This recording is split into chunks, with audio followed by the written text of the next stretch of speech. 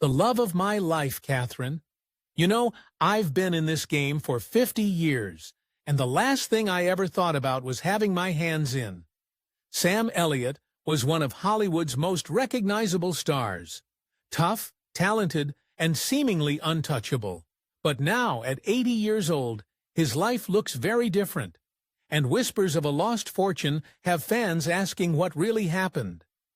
Join us as we uncover the truth behind Sam Elliott's stunning turn of fate. A hard beginning. Sam Elliott was born on August 9, 1944, in Sacramento, California. He came into the world during the final year of World War II, at a time when the world was rapidly changing. His early years were spent in a modest home with working-class parents who believed in discipline, hard work, and staying grounded. His father, Henry Nelson Elliott, worked as a creditor control specialist for the U.S. Department of the Interior.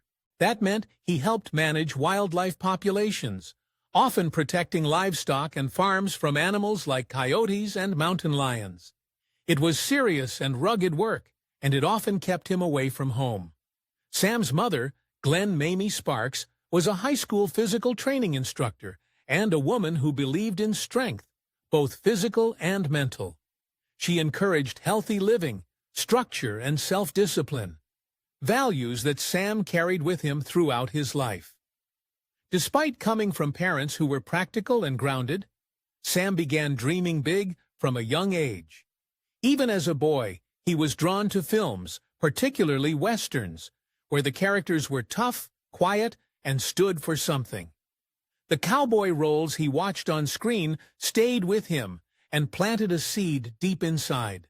When Sam was 13, the family moved to Portland, Oregon. That's where he spent his teenage years and finished high school. He wasn't the loudest kid in class, but he stood out with his deep voice, height, and calm presence. People noticed him. While he played sports and kept a low profile, he was also dreaming of something more, a life in movies. But one of the most important and painful parts of Sam Elliott's early story is his relationship with his father. Henry Elliott didn't understand his son's love for acting. He was a man of logic and stability, and he believed show business was no place for a serious man. Sam once shared that his father told him he didn't have a snowball's chance in hell of making it as an actor. Those words stuck with Sam for the rest of his life. He wasn't angry, just deeply hurt. He loved his father, but that lack of support left a scar. Tragically, Henry died suddenly of a heart attack when Sam was only 18. It happened before Sam had made any real progress in acting. That loss was heavy. Sam carried the weight of not being able to prove himself to his father, not being able to say, "I did it."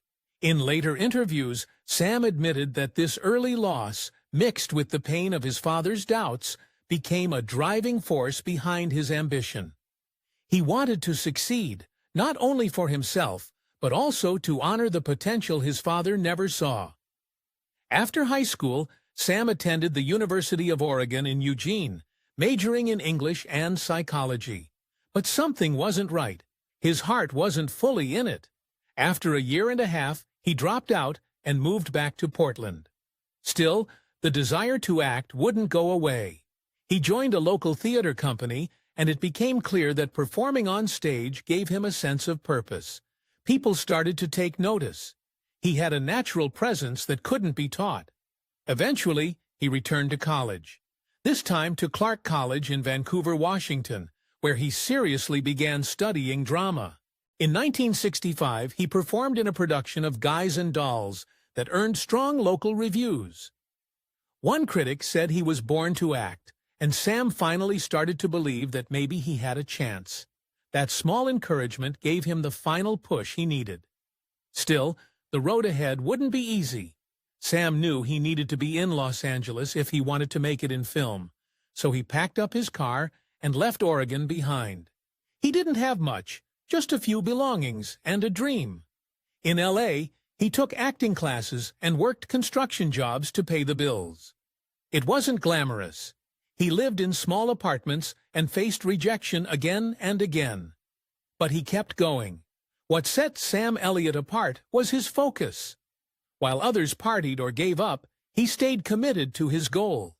He kept taking roles, small ones at first, in television and film. He knew it might take years, and it did. But that slow grind shaped him. It made him tough, dependable, and ready for whatever Hollywood could throw at him. Through all of this, Sam never forgot where he came from. The doubts, the struggle, the early loss of his father, all of it built the foundation for the man he would become. It wasn't an easy start, but it gave him something more valuable than instant fame: grit. And when his big break finally came, it wasn't just about success. It was about proving that quiet strength can go a long way. Up next, we'll dig into how Sam slowly climbed the ladder in Hollywood, and the role that finally got people to take him seriously. In the late 1960s, Sam began working in Hollywood. He had the look, tall, lean, and with a strong jawline that made him stand out. He also had the voice, deep, calm, and unforgettable. But even with those qualities, getting noticed wasn't easy. His first roles were minor. He appeared in television shows like Mission Impossible, Gunsmoke, and Lancer, often in single episodes. These roles didn't bring him fame, but they helped him learn the craft and build experience. One of his early film appearances was in Butch Cassidy and the Sundance Kid. It was a major movie starring Paul Newman and Robert Redford, but Sam's role was very small and uncredited. He played card player #2. Most people wouldn't have known it was him, and it didn't do much to push his career forward. But being part of such a big film gave him a glimpse of the Hollywood world. Interestingly, it's also the film where he first saw his future wife, Catherine Ross, though they didn't meet on set and wouldn't connect until years later. At first, Sam's rugged Western look made it hard for casting directors to place him in different roles. His appearance, cowboy hat, mustache, and that steady stare made people assume he could only play one type of character. Directors saw him as the strong, silent cowboy, and that was it. For a long time, that limited his opportunities. He didn't have the clean-cut image of a leading man in romantic comedies, or the eccentric flair of character actors. He was stuck in a box, but what once held him back slowly became his strength. As time passed, Hollywood began to appreciate the kind of authenticity Sam brought to Western roles. He wasn't pretending to be tough. He actually came across as a man who lived through hard times and came out stronger. That realness started to work in his favor. His first big break came in 1976 with the film Lifeguard. In it, Sam played Rick Carlson, a 32-year-old lifeguard facing a midlife crisis. The movie was not a huge box office hit, but it became a cult favorite, especially among people who appreciated more thoughtful and character-driven stories. What made Lifeguard special was that it gave Sam a chance to show more emotion and depth. He wasn't just a stoic figure on a horse. He was a man dealing with real-life questions about purpose, identity, and aging. There was a struggle that followed him throughout his career: typecasting. Once Sam became known for Westerns, many casting directors refused to see him in other roles.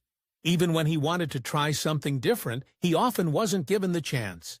He has talked about this in interviews, explaining that it was frustrating to be seen only as a cowboy. There was much more he wanted to explore as an actor, but people weren't always willing to look past the surface. This created a tension between how the public saw him and who he really was. On screen, he was always calm, confident, and in control. But off-screen, he was a thoughtful man who cared deeply about his work, and often questioned where his career was going. He wanted to take on characters with emotional complexity, but Hollywood kept pushing him back into the same familiar roles. Even so, Sam didn't complain. He understood the business and accepted the path he was on. Instead of fighting against it, he made the most of every opportunity he was given. Whether it was a Western, a romantic drama, or a small supporting role, he gave it everything he had. professional highs, and unexpected turns. As the years went by, Sam Elliott didn't just become another actor people recognized. He became a symbol of a certain kind of American character. He had been working steadily since the 1970s, but by the late 80s and early 90s, he started landing roles that would define his career and help shape his image as a true Hollywood icon. One of those defining roles came in the 1989 action film Roadhouse. Sam played Wade Garrett, a veteran bouncer and mentor to Patrick Swayze's character. The film was a gritty mix of bar fights, biker gangs, and small-town corruption. And while it wasn't a critical darling at the time, it quickly became a cult classic. Sam's performance stood out. He was tough but calm, violent when necessary, but always in control. His character had wisdom and experience, and people believed every word he said. His chemistry with Swayze was natural, and fans appreciated the quiet strength he brought to the role. Even today, many people still quote his lines from the film. Then came Tombstone in 1993, a major turning point. Sam played Virgil Earp, the older brother of legendary lawman Wyatt Earp. Set in the Old West, the film told the story of the Earp brothers in the famous gunfight at the OK Corral. Tombstone became one of the most beloved westerns of the modern era. It had a strong cast, sharp dialogue, and gritty realism.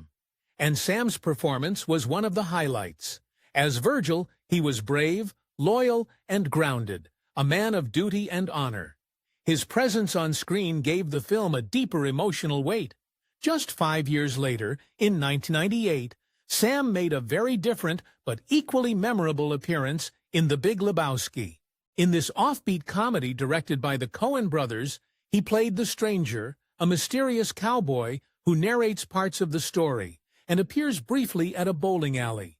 He wasn't just a serious Western actor, he could play around with his own image and still be believable. By this point in his career, Sam Elliott had become known for a few key things: his voice, his look, and his presence. His voice, deep, slow, and rich, became one of his most powerful tools. It wasn't just how he sounded, but how he spoke. He didn't rush. He didn't raise his voice unless he had to. Whether in a film, a commercial, or a voiceover job, people instantly recognized him when he spoke. He was calm and confident, and that made people pay attention. His physical presence also mattered. Sam wasn't flashy or overly muscular, but he had a quiet strength. His tall frame, iconic mustache, and steady gaze made him unforgettable. He didn't need to move much to control a scene. When he was on screen, you watched him. Even if he wasn't saying anything, that ability to command attention without trying too hard set him apart from many other actors.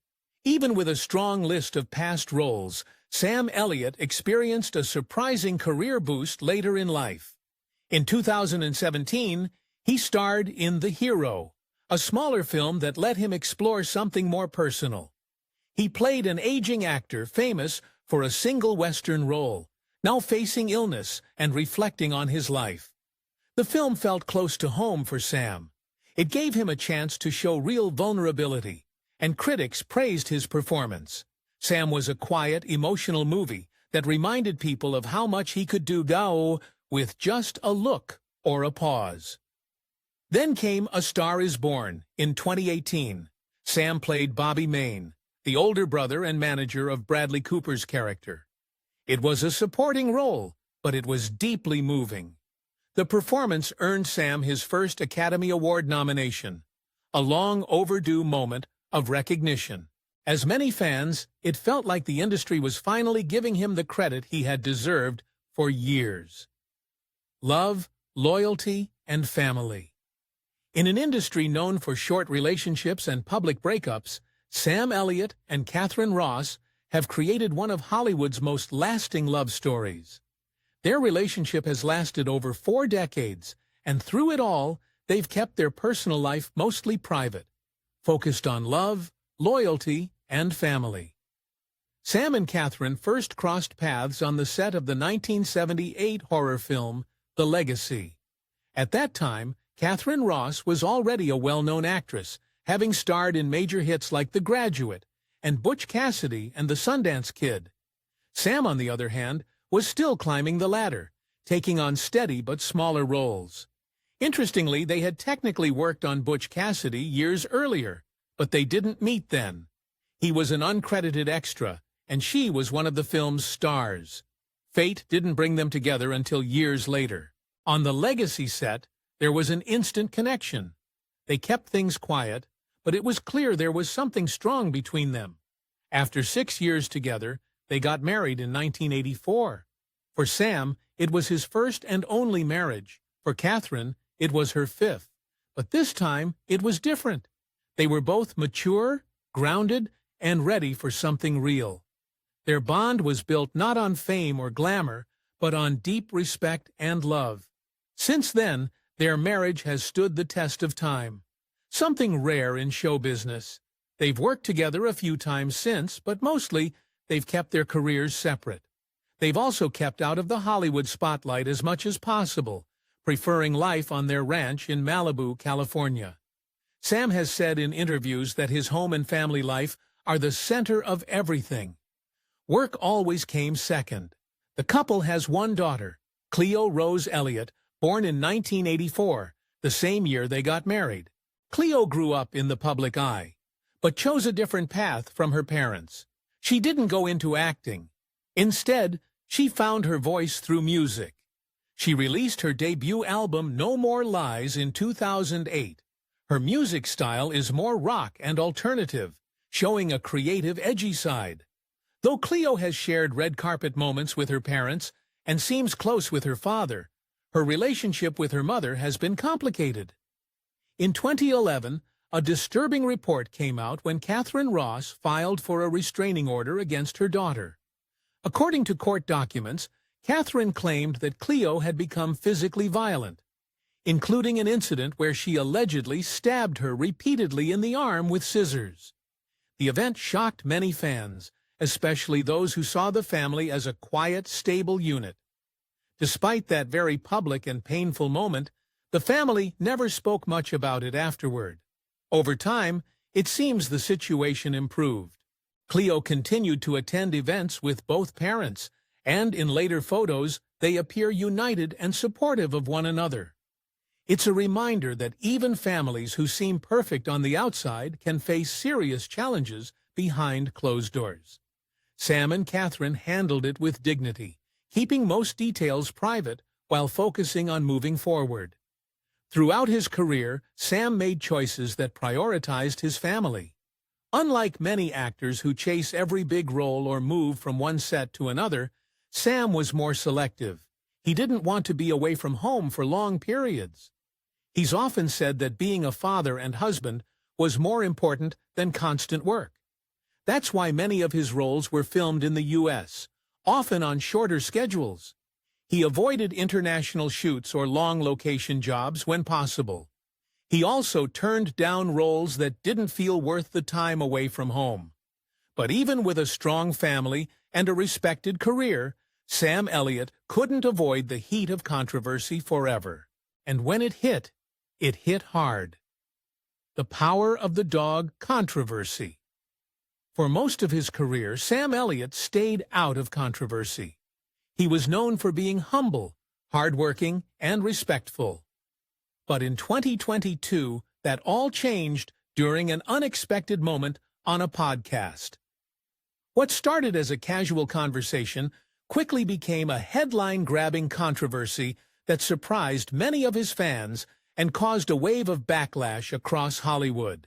It all happened during an episode of Mark Moran's WTF podcast in March 2022. Sam Elliott was invited to talk about his work and his thoughts on modern westerns. During the interview, the conversation turned to The Power of the Dog, a critically acclaimed Western-style film directed by Jane Campion. The movie starred Benedict Cumberbatch as a complex, emotionally repressed cowboy living in 1920s Montana. It explored themes of masculinity, identity, and repressed sexuality, and was praised for its deep storytelling and emotional power. But Elliott didn't hold back his criticism. He called the film a piece of asterisk, expressing frustration with what he saw as a false portrayal of the American West. He took issue with the film's setting, even though it was shot in New Zealand, and said it didn't feel authentic. But the most controversial part came when he commented on the film's allusions of homosexuality. His tone and language struck many listeners as dismissive, even mocking. The reaction was fast and intense. Many people were shocked to hear those words coming from someone like Elliott, who had built a career on being calm and respectful. His comments were called out as homophobic by fans, critics, and members of the LGBTQ+ community. Social media quickly filled with angry reactions. Some people said he was out of touch. Others were deeply disappointed, especially younger fans who saw The Power of the Dog as a powerful and much-needed story in modern film. Director Jane Campion didn't stay silent. When asked about Elliott's remarks, she responded sharply, saying, "He's not a cowboy, he's an actor." She added that his comments were sexist, unfair, and completely missed the point of the film. Campion made it clear that the story was meant to challenge traditional ideas about masculinity, not to insult or misrepresent Western culture. Elliott quickly realized the weight of what he had said. Just a few days later, he issued a public apology during an event hosted by Deadline. He said, "I wasn't very articulate about it. I said some things that hurt people, and I feel terrible about that." He admitted that he had overstepped and made it clear that he did not intend to hurt anyone or speak against the LGBTQ+ community. His apology was sincere, and many people appreciated that he took responsibility instead of doubling down. He said he respected the film and the work done by everyone involved, especially Jane Campion, whom he called a brilliant director. Still, the damage was done. For some fans, the comments left a mark. Others felt the apology was enough and moved on. The deeper question behind the controversy was this: what made Sam Elliott react that way in the first place? Was it generational? Was it a case of old-school values clashing with modern storytelling? Some critics believed it showed how older men in Hollywood can still struggle with changing norms, especially when it comes to masculinity. Elliott had spent a lifetime playing a very traditional image of the American man: quiet, tough, and emotionally guarded. The Power of the Dog took that exact image and broke it apart, showing the pain and confusion that can come with it. It may have felt to him like an attack on the roles he built his career on. Others felt it was just a matter of poor judgment. Elliott might have had strong personal opinions about the film's tone and artistic choices, but his way of expressing those thoughts crossed a line. Instead of offering respectful critique, he came off as dismissive and even hostile. It wasn't just what he said, but how he said it that struck people the wrong way. As for his image, the controversy didn't destroy his career, but it did shake the way some people saw him. He had been seen as a quiet symbol of strength. Now, that image had a dent. For some fans, it made him seem more flawed and human. For others, it was disappointing to hear those words from someone they respected. And still, some longtime fans defended him, arguing that he was simply being honest and that he owned up to his mistake. And not long after the backlash, Sam Elliott made headlines again. This time for the shocking transformation he went through for one of his most intense roles ever: health decline and transformation. In 2021, Sam Elliott took on one of the most challenging and praised roles of his career, playing the deeply broken and emotionally complex character Shay Brennan in 1883. The show, a prequel to the hugely popular Yellowstone series, told the story of early American settlers traveling across the frontier. Elliott's role wasn't just another Western part. This one demanded emotional depth, physical strain, and a kind of raw vulnerability that few actors could have handled with such realism. Shay Brennan was a man weighed down by loss and trauma.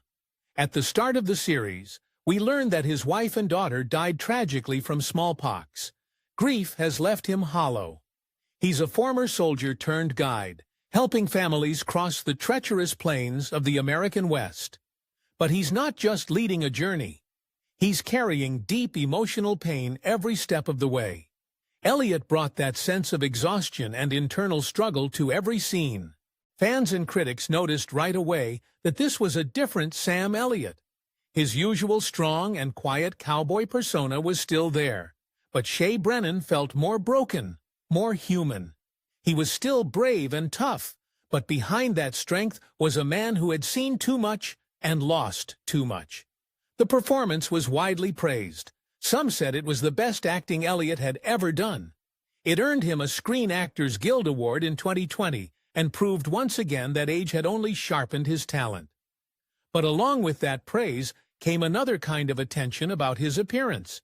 Viewers noticed how much weight he had lost. His face looked thinner, his body leaner. Some wondered if it was part of the role.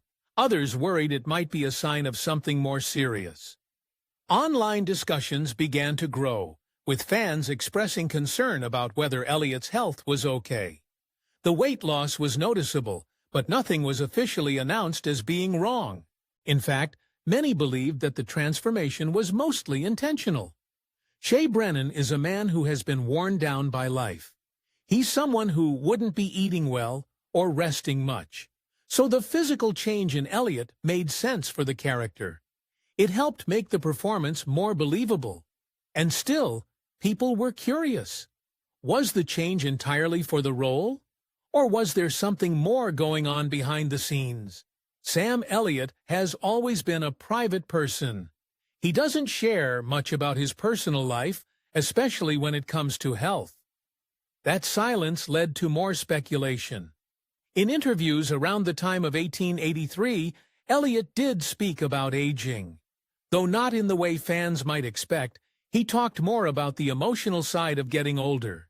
He shared that the character of Shea Brennan made him reflect on mortality and grief in a deeper way than ever before. Playing a man so close to the edge of life forced him to think about his own time on this earth. He said in one interview, "You get to a point where you realize you've got more years behind you than ahead, and you start thinking more about what you want to leave behind."